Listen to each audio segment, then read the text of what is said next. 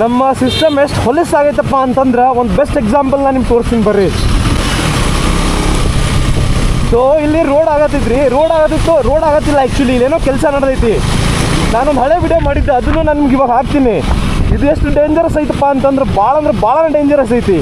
Like ಈ ಕಡೆ ನೋಡ್ರಿ ರೋಡ್ ಸೈಡ್ ಹೆಂಗೆ ಬಿಟ್ಟಾರ, ಇದು ಭಾಳನೇ ಡೇಂಜರಸ್. ಸೊ ಅಟ್ಲೀಸ್ಟ್ ಅದಕ್ಕೆ ಏನಾದರೂ ಬ್ಯಾರಿಕೇಡ್ ಥರ ಹಾಕಿ ಮಾಡಿದಿದ್ರೆ ನೋಡ್ರಿ. ಇಲ್ಲಿ ಈ ಪರಿ ರಶ್ ಐತಿ.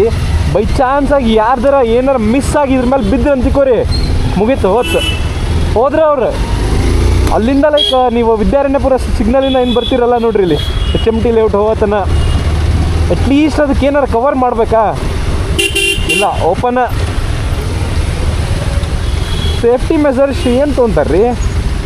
ಸೇಫ್ಟಿ ಮೆಜರ್ಸ್ ಏನು ತೊಗೊಳಂಗಿಲ್ಲ ಅಂತ ಅನ್ಕೋರಿ. ಅದು ಇವಾಗ ಇಲ್ಲಿ ರಶ್ ಇಲ್ಲ, ಯಾಕಂದ್ರೆ ಇವತ್ತು ಸಂಡೇ ಅಂತಂದು. ವೀಕ್ ಡೇಸ್ದಾಗಾರ ಇಲ್ಲಿ ಇಷ್ಟು ರಶ್ ಇರುತ್ತಾ ಇಮ್ಯಾಜಿನ್ ಮಾಡೋಕ್ಕಾಗಲ್ಲ. ಇವಾಗ ಹಿಂಗೆ ಬ್ಯಾರಿಕೇಡ್ ಇಟ್ಟಾರ. ಲೈಕ್ ನೋಡ್ರಿ, ಆಕ್ಸಿಡೆಂಟ್ ಆಗೋದು ಸೈಡಿಂದನೂ ಹೋಗಾಗ್ಬೋದು, ಹೇಳಕ್ಕೆ ಬರಲ್ಲಲ್ಲ. ನೋಡ್ರಿ ಇಲ್ಲೆಲ್ಲ ಹಂಗೆ ಬಿಟ್ಟಾರ, ಒಂದೊಂದು ಕಡೆ ಹಿಂಗೆ ಬ್ಯಾರಿಕೇಡ್ ಹಾಕ್ಯಾರ. ನನಗೆ ಕೇಳಿದ್ರೆ ಕಂಪ್ಲೀಟ್ಲಿ ಹಿಂಗೆ ಕವರ್ ಮಾಡ್ಬೇಕಂತ ಅನ್ಸುತ್ತೆ ರೀ. ಲೈಕ್ ಇದಕ್ಕೆಲ್ಲ ನಾರ್ಮಲ್ ಪೀಪಲ್ ಯಾರು ಬೈಕ್ನಾಗ ಓಡಾಡ್ತಾರೆ, ಸ್ಕೂಟರ್ನಾಗ ಓಡಾಡ್ತಾರೆ, ಅವರ ಇದಕ್ಕೆ ಲೈಕ್ ಸುತ್ತಾಗೋದು ಅಂದರೆ ಬಲಿಪಶು ಆಗೋದು.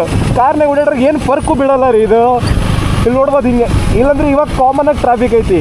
ಸೊ ಬೈ ಚಾನ್ಸಾಗಿ ಏನಾರ ಆಗಿ ಬಿದ್ದರೆ ಯಾರು ಹೊಣೆ ಇದಕ್ಕೆಲ್ಲ? ನಮ್ಮ ಗೌರ್ಮೆಂಟ್ ಹೆಂಗೈತಪ್ಪ ಅಂತಂದ್ರೆ ರೋಡ್ನಾಗ ಅಡ್ಡಾಡೋ ಮುಂದೆ rules and regulations biker follow ಮಾಡಬೇಕು. ಬೈಕರ್ ಅಂತಂದಲ್ಲ, ಎಲ್ಲ ರೋಡ್ನಾಗ ಓಡಾಡೋರು ನಿಮ್ಮಂಥ ಕಾಮನ್ ಜನ ಫಾಲೋ ಮಾಡಲೇಬೇಕು. ಬಟ್ ಇವ್ರಿಗೆ ಯಾವ ರೂಲ್ಸ್ ಅಪ್ಲೈ ಆಗುತ್ತಾ? ಇವಾಗ ಗೌರ್ಮೆಂಟ್ ಕಡೆಯಿಂದ ಒಂದು ರೋಡ್ ಮಾಡ್ಸತ್ತಾರೆ, ಇಲ್ಲ ಒಂದು ಏನೋ ಕೆಲಸ ಮಾಡ್ಸತ್ತಾರ ಅಂತ ಅನ್ಕೋರಿ.